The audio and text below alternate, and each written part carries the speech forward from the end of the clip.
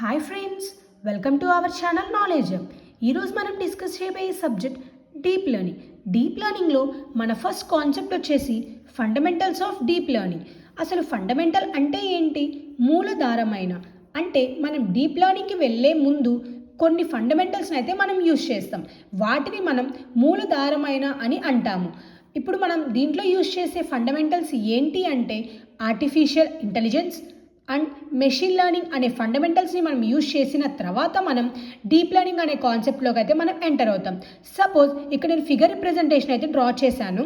First నేను ఏఐని అంటే artificial intelligence, next machine learning, next deep learning. First నేను ఆర్టిఫిషియల్ ఇంటెలిజెన్స్ చదివిన తర్వాత మెషిన్ లెర్నింగ్కి వెళ్తాను. మెషిన్ లెర్నింగ్ అనేది ఆర్టిఫిషియల్ ఇంటెలిజెన్స్కి సబ్సెట్. సో మెషిన్ లెర్నింగ్ చదివిన తర్వాత మనం డీప్ లెర్నింగ్కి వెళ్తాం. డీప్ లెర్నింగ్ అనేది మెషిన్ లెర్నింగ్కి సబ్సెట్. సో ఈ రెండు కాన్సెప్ట్స్ని మనం చదువుకున్న తర్వాత మనం డీప్ లెర్నింగ్ అనే కాన్సెప్ట్లోకి ఎంటర్ అవుతాము. సో ఈరోజు మన ఫస్ట్ ఫండమెంటల్ వచ్చేసి ఆర్టిఫిషియల్ ఇంటెలిజెన్స్ అంటే ఏంటో చూసేద్దాం. అసలు ఆర్టిఫిషియల్ ఇంటెలిజెన్స్ అంటే ఏంటి? హ్యూమన్ నాలెడ్జ్ లేదా హ్యూమన్ ఇంటెలిజెన్స్ని కంప్యూటర్ సిస్టంలోకి ఇచ్చి అంటే మెషిన్స్కి ఇచ్చి దాంట్లో ఉన్న టాస్క్ని మనమైతే పర్ఫామ్ చేస్తూ ఉంటుంది. దాన్ని మనం ఆర్టిఫిషియల్ ఇంటెలిజెన్స్ అని అంటాము. Definition: it is a set of technologies that enables machines to perform task that typically require human reasoning, learning and decision making. అంటే కొన్ని టెక్నాలజీస్ని తీసుకున్న తర్వాత వాటిని మనం మెషిన్స్లోకి ఇన్సర్ట్ చేస్తే మనలో ఉన్న నాలెడ్జ్ అండ్ దానికి అర్థమైన లాంగ్వేజ్లోకి అది తీసుకొని కొన్ని ప్రాబ్లమ్ సాల్వింగ్స్ అలాంటివి అది పర్ఫామ్ అనేది చేస్తుంది టాస్క్ని. అలాంటి టాస్క్ అంటే సాల్వింగ్ ప్రాబ్లమ్స్ అలాంటి టాస్క్ని అయితే ఈ మెషిన్స్ అనేవి పర్ఫామ్ చేస్తూ ఉంటాయి. Or it is a computer system that mimic human intelligence, enabling them to solve problems and understand language. Already మీకు చెప్పాను, సాల్వ్ ప్రాబ్లమ్స్ కానీ లేదా దానికి అర్థమయ్యే లాంగ్వేజ్లోకి కన్వర్ట్ చేసుకోవడం కానీ అలా చేస్తుంది అని. మెషిన్స్ అనే కాదు, దాన్ని మనం కంప్యూటర్ సిస్టమ్ అని కూడా అంటాము. మన హ్యూమన్ నాలెడ్జ్ని అది కంప్యూటర్ సిస్టంలోకి తీసుకొని దానికి అర్థమయ్యే విధంగా లైక్ ప్రాబ్లమ్ సాల్వింగ్ కావచ్చు, అండర్స్టాండింగ్ లాంగ్వేజ్ కావచ్చు, అలా వాటి టాస్క్ అయితే అది పర్ఫామ్ చేస్తూ ఉంటుంది. అసలు ఆర్టిఫిషియల్ ఇంటెలిజెన్స్ ఒక యూజెస్ ఏంటి, అసలు అది ఎలా పర్ఫామ్ చేస్తుంది అనేది చూద్దాం. Artificial intelligence system learns and improve through exposed to vast amounts of data, identifying patterns and relationships that human may miss. అసలు ఆర్టిఫిషియల్ ఇంటెలిజెన్స్ దేనికి యూజ్ చేస్తాము అంటే మనం లార్జ్ అమౌంట్ ఆఫ్ డేటాని తీసుకున్నప్పుడు అది యూజ్ చేసి అంటే మనం పెద్ద అమౌంట్ ఆఫ్ డేటాని తీసుకున్నప్పుడు మనం ప్రాబ్లమ్ సాల్వింగ్ అనేది చాలా కష్టంగా ఉంటుంది. అదే మెషిన్స్లో అనుకోండి చాలా ఈజీగా అది ప్రాబ్లం అనేది సాల్వ్ చేస్తుంది. లార్జ్ అమౌంట్ ఆఫ్ డేటా ఎక్కడ ఉన్న ఆ డేటా అనేది గ్యాదర్ అయితే చేస్తుంది. అలానే ప్యాటర్న్స్ని ఐడెంటిఫై చేయడం, ఫేస్ రికగ్నైజ్ చేయడం. సపోజ్ ఇప్పుడు నేను ఆధార్ కార్డ్ అనేది తీసుకున్నాను. ఇప్పుడు మనం ఆధార్ నెంబర్ని టైప్ చేసినప్పుడు వెంటనే మన ఇమేజ్ అనేది వస్తుంది. అలా ప్రతిదీ లైక్ ఐడెంటిఫై చేయడానికి అండ్ రిలేషన్షిప్స్ మనం ఏదైతే మిస్ చేస్తామో వాటిని అది చాలా ఈజీగా గ్యాదర్ అనేది చేస్తుంది. సో దానికోసం మనం ఈ ఆర్టిఫిషియల్ ఇంటెలిజెన్స్ అనేది యూజ్ చేస్తాము. This learning process often involves algorithms which are sets of rules or instructions that guides the artificial intelligence analysis and decision making. మనం ఈ ప్రాసెస్ని చేసేటప్పుడు దాంట్లో కొన్ని అల్గరిథమ్స్ అనేవి ఇన్వాల్వ్ అవుతాయి. అలా ఇన్వాల్వ్ అయినప్పుడు మనం కొన్ని రూల్స్ అండ్ ఇన్స్ట్రక్షన్స్ని గైడ్ అంటే యూజ్ చేసుకొని మనం ఈ ఆర్టిఫిషియల్ ఇంటెలిజెన్స్ యొక్క ఎనాలిసిస్ని మనమైతే తీసుకుంటూ ఉంటాము. Types of artificial intelligence. అసలు మనకి ఆర్టిఫిషియల్ ఇంటెలిజెన్స్లో ఎన్ని టైప్స్ ఉన్నాయి, అవి ఏంటి అంటే మనకి ఆర్టిఫిషియల్ ఇంటెలిజెన్స్లో 7 టైప్స్ అయితే ఉన్నాయి. ఆ 7 టైప్స్ కూడా 2 పార్ట్స్గా డివైడ్ అయ్యాయి. ఒక పార్ట్ వచ్చేసి బేస్డ్ ఆన్ ఫంక్షనాలిటీస్ని అండ్ బేస్డ్ ఆన్ క్యాపబిలిటీస్ని యూజ్ చేసుకొని అవైతే డివైడ్ అయ్యాయి. అసలుకి మనం ఈ ఫంక్షనాలిటీస్ అండ్ క్యాపబిలిటీస్ని ఎందుకు తీసుకున్నాము ఈ ఆర్టిఫిషియల్ ఇంటెలిజెన్స్లో అంటే ఈ ఆర్టిఫిషియల్ ఇంటెలిజెన్స్లో మనం కొన్ని ఫంక్షనాలిటీస్ని అయితే యూజ్ చేసుకొని వీటిని అయితే మనం పర్ఫామ్ చేస్తూ ఉంటాము. ఈ ఫంక్షనాలిటీస్ ఏంటి అంటే reactive machine, theory of mind, limited memory, self awareness. మనం ఈ 4ని మనం ఈ టైప్స్ అనమాట, ఇవి కూడా టైప్స్, ఆ టైప్స్ని మనం ఈ ఫంక్షనాలిటీస్ని బేస్ చేసుకొని డివైడ్ చేసుకున్నాము. అండ్ రిమైనింగ్ 3 మనం క్యాపబిలిటీస్ని బేస్ చేసుకొని మనమైతే డివైడ్ చేసుకుంటాము. మనం ఫస్ట్ అసలు రియాక్టివ్ మెషిన్ అంటే ఏంటో చూసేద్దాం. అసలు రియాక్టివ్ మెషిన్ అంటే ఏంటి? రియాక్టివ్ మెషిన్ అనేది ఒక ఆర్టిఫిషియల్ ఇంటెలిజెన్స్. దాంట్లో ఏంటంటే అడ్వాన్స్డ్ టాస్క్ని అయితే మనం చేస్తూ ఉంటాము. అంటే లైక్ ఎలాగా విత్ ఇన్ ద సిస్టంలో మనం ఏదైతే విత్ ఇన్ ద సిస్టంలో ఇచ్చామో వాటిని మాత్రమే మనం పర్ఫామ్ చేస్తూ ఉంటాము. దాన్ని మనం రియాక్టివ్ మెషిన్ అని అంటాము. సపోజ్ ఇప్పుడు నేను ఒక టాస్క్ అయితే దాంట్లో ఇన్సర్ట్ చేశాను, ఆ టాస్క్ని మాత్రమే అది పర్ఫామ్ చేస్తుంది. రిమైనింగ్ వాటిని మనం ఇవ్వనిది అదైతే పర్ఫామ్ చేయలేదు. దాన్ని మనం రియాక్టివ్ మెషిన్స్ అని అంటాము. Next theory of mind. Theory of mind అంటే ఏంటి అంటే మన మైండ్లో ఏ నాలెడ్జ్ అయితే ఉంటుందో అవి మెషిన్స్ అయితే చేయగలుగుతాయి. అంటే మనం ఇచ్చినదే కాకుండా రిమైనింగ్ కాన్సెప్ట్ కూడా అవి తీసుకొని అది చేయగలిగే స్టామినా వాటికి ఉంటుంది. సో ఈ ఫంక్షనాలిటీని మనం ఎందుకు యూజ్ చేస్తాము అంటే మన మైండ్లో ఏవైతే కాన్సెప్ట్స్ అనేవి ఉంటాయో, మన మైండ్లో ఏ నాలెడ్జ్ అయితే ఉంటుందో అది మెషిన్స్ అనేవి చేస్తూ ఉంటుంది. వాటిని మనం థియరీ ఆఫ్ మైండ్ అని అంటాము. Next limited memory. Limited memory అంటే ఏంటి? ఆ మెషిన్లో ఏదైతే మెమరీ అంటే కొద్ది మెమరీ మాత్రమే మనం ఇచ్చినవి అవి పర్ఫామ్ చేయగలుగుతూ ఉంటాయి. First suppose self driving car. ఆ సెల్ఫ్ డ్రైవింగ్ కార్లో ఎలా ఉంటుంది? ఇప్పుడు నేను గేర్ లేదా ఇంత డిస్టెన్స్ అక్కడ నుంచి ఇక్కడికి ఇంత డిస్టెన్స్ మెయింటైన్ చేయాలి, ఏదైనా కార్స్ వచ్చినప్పుడు, ఏదైనా బైక్స్, ఏదైనా ట్రాఫిక్ ఏదైనా వస్తున్నప్పుడు ఒక 10 కిలోమీటర్స్ ముందు మాత్రమే అది రికగ్నైజ్ చేయగలిగినట్టు నేను సెట్ చేశాను. అలా సెట్ చేసినప్పుడు అది మాత్రమే అది రికగ్నైజ్ చేసుకుంటుంది. అంటే లిమిటెడ్ మెమరీ, లిమిటెడ్ యాక్సెస్ అనేది దానికి ఉంటుంది. ఇప్పుడు నేను ఎంతవరకు అయితే ఇచ్చానో అంతవరకు మాత్రమే అది యాక్సెస్ చేయగలుగుతుంది, లేదా ఆ మెమరీని మాత్రమే అది రికగ్నైజ్ చేయగలుగుతుంది. దాన్ని మనం లిమిటెడ్ మెమరీ అని అంటాము. Self awareness. అసలు సెల్ఫ్ అవేర్నెస్ అంటే ఏంటి? మన నాలెడ్జే కాకుండా వరల్డ్ లేదా అందరిది, వరల్డ్ కావచ్చు, అదర్స్ కావచ్చు, ఏవైతే ఉన్నాయో మనం ఇంకా అడ్వాన్స్ టెక్నాలజీస్ని వెళ్ళి మనం చేసే స్టామినా, అంటే మనం ఏదైతే అనుకుంటున్నామో మన కోసమే కాకుండా పక్కనోళ్ళ కోసం కూడా వాళ్ళకి కూడా తెలిసేలాగా మనం వీటిని టాస్క్ అనేది పర్ఫామ్ చేస్తూ ఉంటాం. బేస్డ్ ఆన్ క్యాపబిలిటీస్ మనం 3 టైప్స్ని అయితే డివైడ్ చేసుకున్నాం. Narrow AI, general AI, super AI.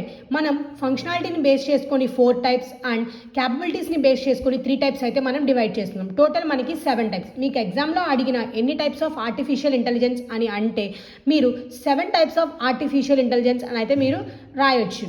And మనకు అసలు నారో ఏఐ అంటే ఏంటి? నారో ఏఐని మనం వీక్ ఏఐ అని కూడా అంటాము. ఎందుకు అంటే అంటే స్పెసిఫిక్ టాస్క్ని మాత్రం అది పర్ఫామ్ చేస్తుంది. మనం ఏ టాస్క్ అయితే ఇస్తామో అది మాత్రమే అది పర్ఫామ్ చేస్తుంది, రిమైనింగ్ వాటిని అది పర్ఫామ్ చేయలేదు.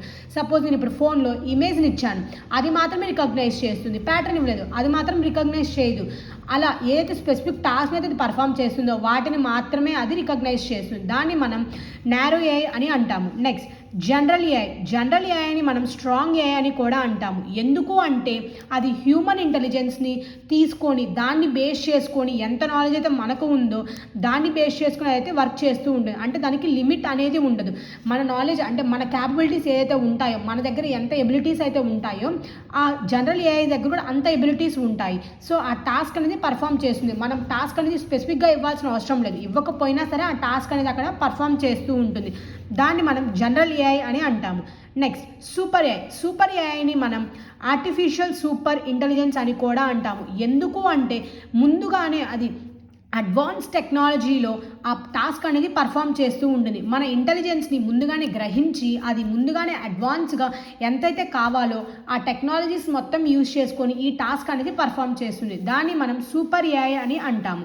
మనం ఆర్టిఫిషియల్ ఇంటెలిజెన్స్లో కొన్ని అల్గరిథమ్స్ని అయితే యూజ్ చేస్తాము. అసలు ఆర్టిఫిషియల్ ఇంటెలిజెన్స్లో అల్గరిథమ్స్ని ఎందుకు యూజ్ చేయాలి? మనం ఇప్పుడు కంప్యూటర్లో ఒక టాస్క్ని పర్ఫామ్ చేయాలి అనుకున్నప్పుడు లేదా ప్రోగ్రామ్ని పర్ఫామ్ చేయాలి అనుకున్నప్పుడు అది చదివి అర్థం చేసుకొని దానంతటా అదే పర్ఫామ్ చేస్తుంది. దానికోసం మనం అల్గరిథమ్స్ అనేవి యూజ్ చేస్తాము. మనం దీంట్లో ఏ అల్గరిథమ్స్ని యూజ్ చేస్తాము? Decision tree, linear regression, logistic regression, random forest, SVM. SVM అంటే support vector machine. Next clustering, computer vision, K means, naive Bayes, NLP అంటే natural language processing and neural network. మనం ఈ అల్గరిథమ్స్ని అయితే యూజ్ చేస్తాము. మెయిన్గా మనం న్యూరల్ నెట్వర్క్స్ని ఎందుకు యూజ్ చేస్తాము అంటే ఇది చాలా పవర్ఫుల్ ఏఐ. ఎందుకు అంటే మనం డీప్ లెర్నింగ్లో కూడా ఈ అల్గరిథమ్ని బేస్ చేసుకొని ఈ అల్గరిథమ్ని యూజ్ చేసుకొని మనమైతే టాస్క్ అనేవి పర్ఫామ్ చేస్తూ ఉంటాము. సో న్యూరల్ నెట్వర్క్ అనే టాస్క్ అంటే న్యూరల్ నెట్వర్క్ అనే అల్గరిథమ్ని మనం మెయిన్గా డీప్ లెర్నింగ్ వాటిల్లో మనమైతే ఎక్కువగా యూజ్ చేస్తూ ఉంటాము. Applications of artificial intelligence. మనం ఆర్టిఫిషియల్ ఇంటెలిజెన్స్లో కొన్ని అప్లికేషన్స్ని అయితే యూజ్ చేస్తాము. అసలు వేటిలో మనం ఆర్టిఫిషియల్ ఇంటెలిజెన్స్ని యూజ్ చేస్తాము? Health care, marketing, e-commerce, robotics, fraud detection, virtual assistants, image and facial recognition. Health care అంటే మనకి ఏం డిసీజ్ ఉంది ఏంటి అని చెప్పడానికి మనం ఈ హెల్త్ కేర్ వాటిలో ఆర్టిఫిషియల్ ఇంటెలిజెన్స్ అనేది యూజ్ చేస్తాం. మార్కెటింగ్ లైక్ ఫైనాన్షియల్ వాటిలో మనం ఈ ఆర్టిఫిషియల్ ఇంటెలిజెన్స్ అనేది యూజ్ చేస్తాము. రోబోటిక్స్లో యూజ్ చేస్తాము.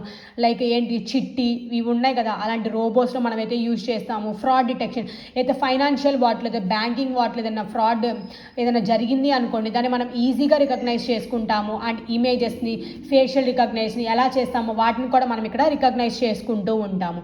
And next examples of artificial intelligence. మనం వీటిలో కొన్ని ఎగ్జాంపుల్స్ని అయితే యూజ్ చేస్తాం. దేనికి యూజ్ చేస్తాం ఈ ఆర్టిఫిషియల్ ఇంటెలిజెన్స్ని అంటే social media monitoring, marketing, chat bots, self driving cars, automated financial investing, vacuum క్లీనర్స్ని అయితే మనం యూజ్ చేసుకుంటూ ఉంటాం. సోషల్ మీడియా అంటే ఏంటి? లైక్ ఇన్స్టాగ్రామ్ కావచ్చు, ఫేస్బుక్, ఇవన్నిట్లో మనమైతే మానిటరింగ్ చేసుకోవడానికి ఏమేమి ఎవరెవరు ఏం చూస్తున్నారనేది మనకి ముందుగానే తెలుస్తుంది. బట్ వాళ్ళకి తెలియదు మనకు తెలుస్తుందని. కానీ మనకి ఇక్కడ ప్రతిదీ అప్డేట్ అనేది మనకు వస్తూ ఉంటుంది. అలా మనం ఈ సోషల్ మీడియాలో ఆర్టిఫిషియల్ ఇంటెలిజెన్స్ అనేది యూజ్ చేస్తాం. అండ్ మార్కెట్ చాట్ బోర్డ్స్లో కూడా మనం యూజ్ చేస్తూ ఉంటాము. అండ్ లైక్ ఎంత అప్స్ వచ్చినాయి లేదా ఇంత లాస్ వచ్చింది, ఇంత ప్రాఫిట్ వచ్చిందని మనకి వెంటనే తెలుస్తుంది. సో అది మనం ఆర్టిఫిషియల్ ఇంటెలిజెన్స్ని బేస్ చేసుకొని మనం అయితే యూజ్ చేస్తాం. సెల్ఫ్ డ్రైవింగ్ కార్స్ని కూడా మనం ఆర్టిఫిషియల్ ఇంటెలిజెన్స్లో యూజ్ చేస్తాము. అండ్ ఆటోమేటెడ్ ఫైనాన్షియల్ ఇన్వెస్టింగ్ లేదా ఇన్వెస్ట్మెంటింగ్ ఏదైనా చేసినప్పుడు ఆటోమేటిక్గానే మనం అక్కడ చేయడం, అలాంటివి మనం ఆర్టిఫిషియల్ ఇంటెలిజెన్స్లో యూజ్ చేస్తాం. వ్యాక్యూమ్ క్లీనర్స్, ఇప్పుడు సపోజ్ నేను అక్కడ డస్ట్ ఉంది, ఆ డస్ట్ని అలా బటన్ ప్రెస్ చేసి తీసుకెళ్ళగానే అక్కడ డస్ట్ అంతా వెళ్ళిపోతుంది. ఎలా వెళ్ళిపోతుంది? అది బేస్డ్ ఆర్టిఫిషియల్ ఇంటెలిజెన్స్ని యూజ్ చేసుకొని మనం ఇక్కడ దాన్ని జనరేట్ చేస్తాం. ఆ ప్రోగ్రామ్ అనేది జనరేట్ చేసి దానికి మనం అక్కడ పర్ఫామ్ చేసుకున్నాము. దానికి కూడా మనం వ్యాక్యూమ్ క్లీనర్స్ని ఆర్టిఫిషియల్ ఇంటెలిజెన్స్లో యూజ్ చేస్తాము. Next advantages of artificial intelligence. Advantages అంటే ఏంటి? బెనిఫిట్స్. వీటి వల్ల మనకి ఆర్టిఫిషియల్ ఇంటెలిజెన్స్ వల్ల ఏమేమి బెనిఫిట్స్ ఉన్నాయో చూద్దాం. Digital assistants, repetitive jobs, cost saving. ఇప్పుడు మనకి దీంట్లో ఏంటి అంటే డిజిటల్ అసిస్టెన్స్. ఇప్పుడు మనకి ఏదైనా కావాలి అంటే మొబైల్లో కానీ దేంట్లో అయినా సరే మనకు అది ఏంటి, ఇప్పుడు సపోజ్ చదువు రాని వాళ్ళకి ఏంటి ఇలా చెప్పంగానే ఇలా వస్తుంది అంటే వాయిస్ అసిస్టెంట్ అనేది ఉంది. లైక్ సిరి, గూగుల్ వీటిలో ఏంటంటే మనకి వాయిస్ అనేది ఇస్తారు. అది చెప్పడం వల్ల ఏంటి అంటే వాళ్ళకి ఈజీగా వస్తుంది. అంటే టైప్ చేయని వాళ్ళకి కూడా అది మనం ఈజీగా రికగ్నైజ్ చేసుకుంటాము. అదొక అడ్వాంటేజ్ మనకి. Repetitive jobs. మనకి జాబ్స్ అనేవి ఎలా ఉంటాయి అంటే బేస్డ్ ఆన్ దట్ మనం చేసుకోవడానికి ఆ రిపిటేటివ్ జాబ్స్ అనేవి మనకి ఉంటూ ఉంటాయి. Cost saving. ఇప్పుడు కాస్ట్ సేవింగ్ ఎందుకు ఉపయోగపడుతుంది? ఇప్పుడు సపోజ్ ఏదైనా చేయాలి అనుకుంటే నేను ఇప్పుడు లైక్ ఏదైనా ట్రావెల్ చేయాలి ఇక్కడ నుంచి అక్కడికి వెళ్ళి చేసుకోవడం వల్ల ఏంటి అంటే నాకు టైం వేస్ట్ అండ్ మళ్ళీ ఎక్స్ట్రా మనీ అనేది నాకు పడింది అనుకోండి. అదే నేను ఆన్లైన్లో చేసుకున్నాను అనుకోండి, నాకు ఇంత పర్సెంట్ తగ్గింది లేదా 10% అలా కొంతమందికి ఇస్తూ ఉంటారు. సో వాటి వల్ల మనకి ఏంటంటే కాస్ట్ అనేది సేవ్ అవుతుంది, మనీ అనేది కొంత సేవ్ అవుతుంది మనకి. సో అలా వాటి వల్ల మనకి అడ్వాంటేజెస్ ఉన్నాయి. అండ్ ఆర్టిఫిషియల్ ఇంటెలిజెన్స్ వల్ల కొన్ని డిసడ్వాంటేజెస్ కూడా ఉంటాయి. లాభాలు ఎన్ని ఉన్నాయో నష్టాలు కూడా అన్నే ఉంటాయి. సో ఇప్పుడు దీనివల్ల నష్టాలు ఏంటి అంటే lack of creativity and job displacement, privacy concerns. ఇప్పుడు ల్యాక్ ఆఫ్ క్రియేటివిటీ అంటే ఏంటి అండి? ఇప్పుడు ఆర్టిఫిషియల్ ఇంటెలిజెన్స్ వచ్చింది అనుకోండి, ఆ మెషిన్స్ మాత్రమే వర్క్ చేస్తాయి. హ్యూమన్స్ అందరూ ఏమవుతారు? చాలా బద్ధకంగా తయారవుతారు. అండ్ మనం ఆలోచించడం ఆపేస్తాము. ఏదైనా ఉంటే దీంట్లో చూసుకో. ఇప్పుడు సపోజ్ నాకు ఎప్పుడైనా కాన్సెప్ట్ కావాలి, దాన్ని ఏం చేస్తే ఇప్పుడు నేను ఆలోచించుకుని ఏంటి అది ఉంది, ఈ యాప్ ఉంది, ఆ యాప్ ఉందని చెప్పేసి ఇప్పుడు లైక్ చాట్ జీపీటీ వచ్చినాయి, జెమిని, ఇలాంటి ప్రతి యాప్స్ మనం టైప్ చేయంగానే అక్కడ మనకి ఆన్సర్ అనేది ఇస్తుంది. సో అలా థింక్ చేయకుండా ఇమీడియట్గా అందరూ అనేది డిపెండ్ అవుతూ ఉంటారు వేరే వాటి మీద. సో మన క్రియేటివిటీ అనేది మనం లాస్ అవుతాము. జాబ్ డిస్ప్లేస్మెంట్ ఏంటంటే మనకి చాలా తక్కువ జాబ్స్ అనేవి వస్తూ ఉంటాయి. మనం చేసే పని ఉండదు, మెషిన్స్ చేస్తాయి కాబట్టి మన వల్ల అంత ఎక్కువ యూజ్ ఉండదు. ఎవరైతే మెషిన్స్ చేస్తారో వాళ్ళని మాత్రమే మనం జాబ్లోకి తీసుకుంటాం, మిగతా వాళ్ళని మనం తీసుకోము. ఎందుకంటే రోబోట్స్ని తయారు చేయడం కోసం మనం వర్కర్స్ని తీసుకుంటాం, అంటే మనం వాళ్ళకి జాబ్స్ ఇస్తున్నాము. వాటికి మాత్రమే అంటే రిపిటేటివ్ జాబ్స్ మాత్రమే ఉంటాయి, కొంత పార్ట్ మాత్రమే ఉంటాయి, మిగతా వాటికి ఉండవు. డిస్ప్లేస్మెంట్స్ అనేవి మనకి ఇక్కడ జరగవు అనమాట. సో మనం దీనికోసం మనమైతే యూజ్ చేసుకుంటూ ఉంటాం. నెక్స్ట్ వచ్చేసి మనం ప్రైవసీ కన్సర్న్స్, అంటే ఇప్పుడు సపోజ్ ఏదైనా ప్రైవేట్గా ఉండాలి అనుకున్నాం అనుకోండి, అలా ఉండదు, ఏది ప్రైవేట్గా ఉండదు. ఎందుకు అంటే ఇప్పుడు సపోజ్ ఏదైనా తీసుకున్నప్పుడు ఏంటి అంటే అది మొత్తానికి వస్తుంది, అండ్ లేదా మనకు అది గూగుల్లో సేవ్ అవ్వడం కానీ అలా సేవ్ అవ్వడం అనేది జరుగుతూ ఉంటుంది. అంటే మన ప్రైవసీ అనేది, సెక్యూరిటీ అనేది కొంత తక్కువగా ఉంటుంది ఈ ఆర్టిఫిషియల్ ఇంటెలిజెన్స్ వల్ల. మీకు కనుక ఈ వీడియో నచ్చినట్టయితే అండ్ కాన్సెప్ట్ నచ్చినట్టయితే like, share, comment and subscribe to our channel. Thank you friends.